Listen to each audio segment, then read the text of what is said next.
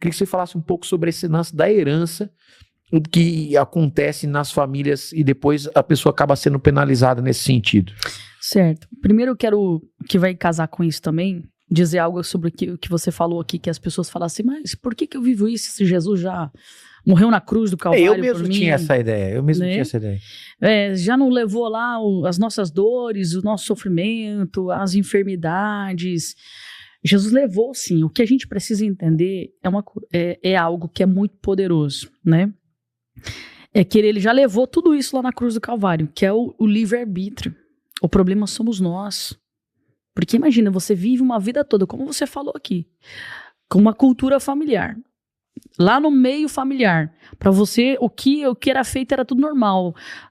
Adulterar, fumar, usar droga, era tudo para normal. Aí, de repente, você conhece a Cristo e você que entende que isso não estava só destruindo seu corpo, mas estava destruindo sua alma, estava destruindo sua família.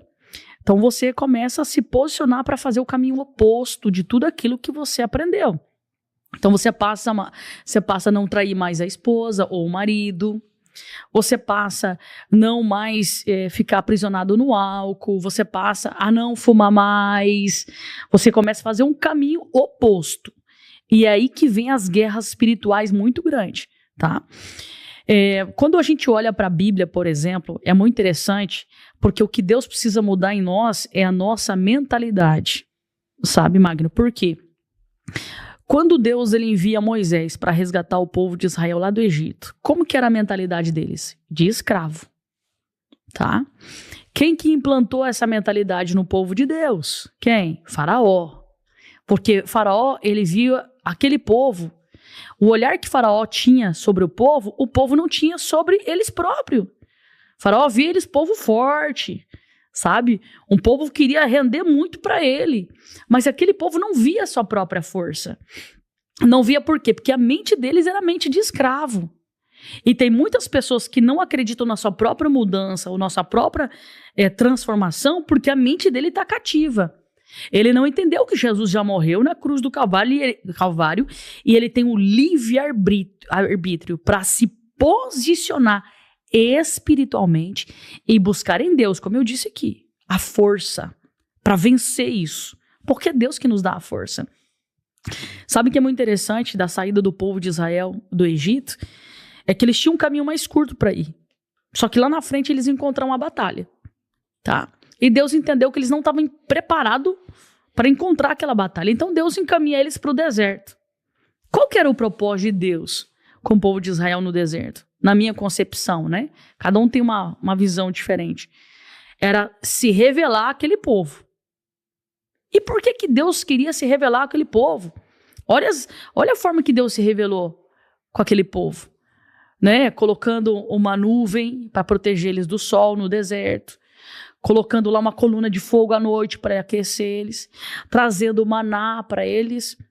Olha que Deus mostra ali para eles a proteção, né, a direção, a provisão. Deus mostrando tudo isso para eles. Mas como que era a mentalidade daquele povo? Mentalidade de escravo. Qual que foi o resultado daquela geração, pastor Elias? Meu Deus. Aquela geração não entrou no propósito de Deus na terra prometida. Por conta da mentalidade deles. A próxima geração entrou. Então, o que é que nos impede de receber a libertação de Deus? A nossa ignorância. Por isso que eu digo, na minha concepção, a base de uma libertação é: conhecereis a verdade vos libertará. Quando eu olho para mim, quando você chega e fala assim para mim: olha, pastora, na minha concepção você é isso, isso e isso, você precisa mudar isso aqui. Aí é uma pessoa falando: isso aqui é levante do inimigo. Aí de repente o Elias, aí de repente a fulana, aí de repente a Tertana. Poxa, tem alguma coisa errada aqui comigo? 5 pessoas falando a mesma coisa? Então eu preciso olhar para isso. Olhar para o quê? Para a verdade que está querendo saltar diante dos meus olhos. Certo. E a partir do momento que eu olho para isso, Magna, e eu mudo o meu comportamento, eu estou fechando uma porta no mundo espiritual. O diabo já não tem mais autonomia para atuar na minha vida. Sobre aquele casal que eu falei, qual que era a porta da vida daquele homem? A ira. A ira. Ele era um cara irado. Mas quando ele viu o casamento dele indo embora, ele se colocou na posição. Ele entendeu que ele precisava mudar. Ele entendeu que aquilo ali estava destruindo o seu casamento. Aí eu perguntei para ele, tá, isso vem de onde?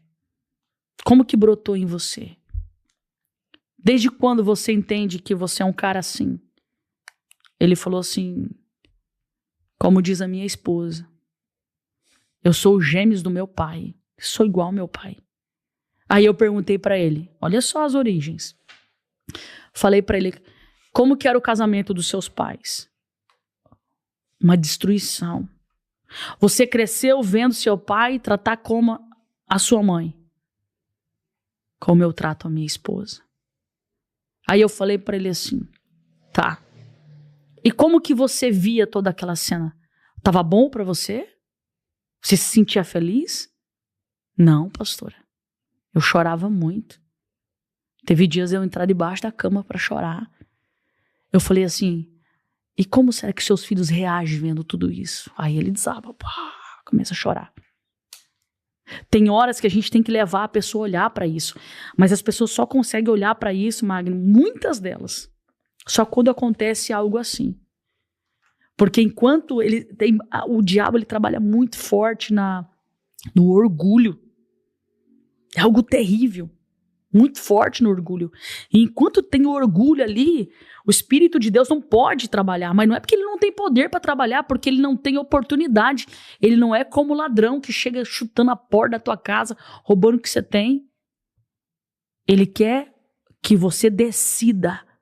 Porque a partir do momento que você decidir, meu irmão, aí é anjo de guerra que desce para pelejar em seu favor. E desce mesmo. Daniel, quando fala da oração de Daniel, é poderoso, né, pastor Elias? O cara orando 21 dias por uma resposta de Deus, não chega.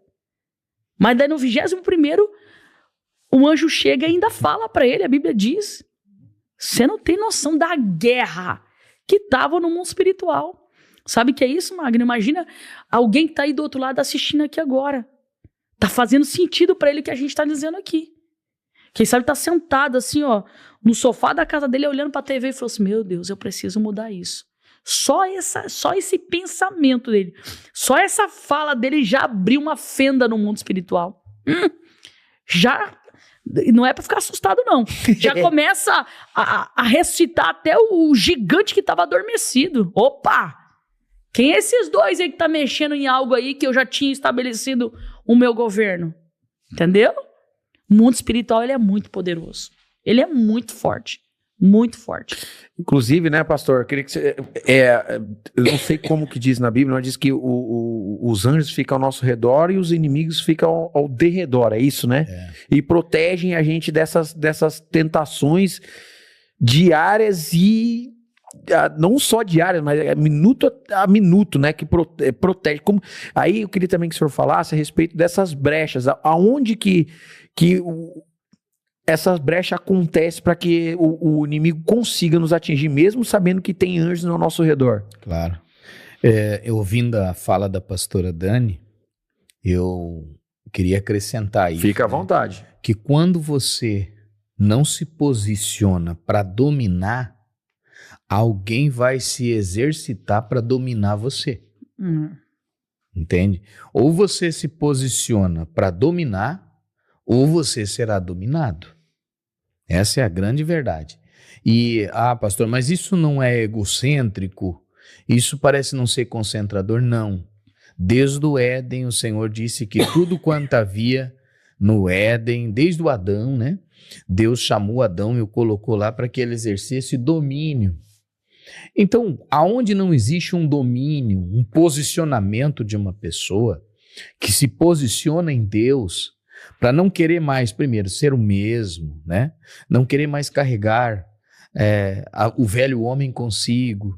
Quando alguém não se posiciona para uma libertação, para um encontro de verdade com Deus, o inimigo vai dominar.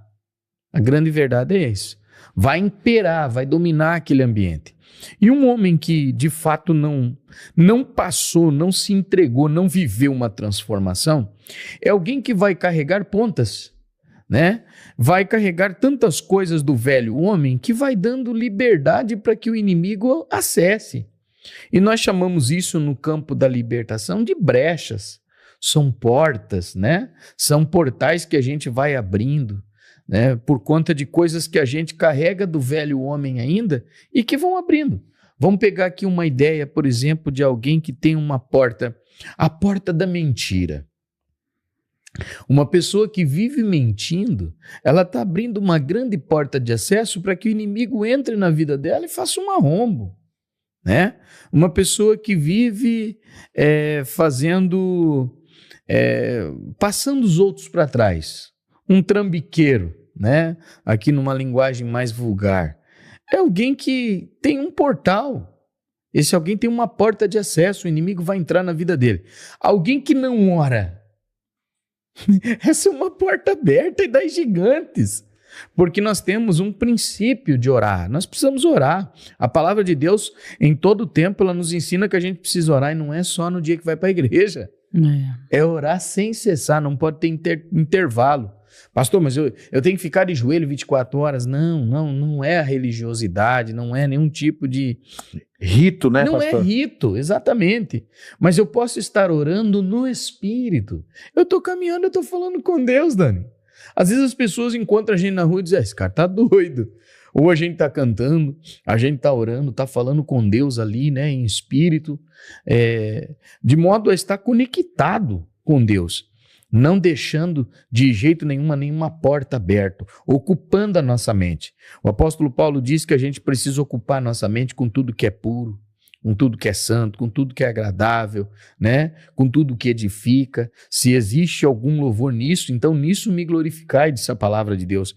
Então, já diz por aí um provérbio, né? Uma fala aí que mente vazia é oficina do inimigo, né? Então a gente precisa ter uma mente ocupada pela presença de Deus, a gente precisa fechar essas portas para que o inimigo não encontre acesso, porque se ele encontrar, ele vai acessar para um arrombo. Isso aí a gente percebe que o dia a dia nosso vai deixando, atitudes nossas vai deixando essas portas abertas. Aí, pastores, eu queria, como vocês falam muito sobre o mundo espiritual,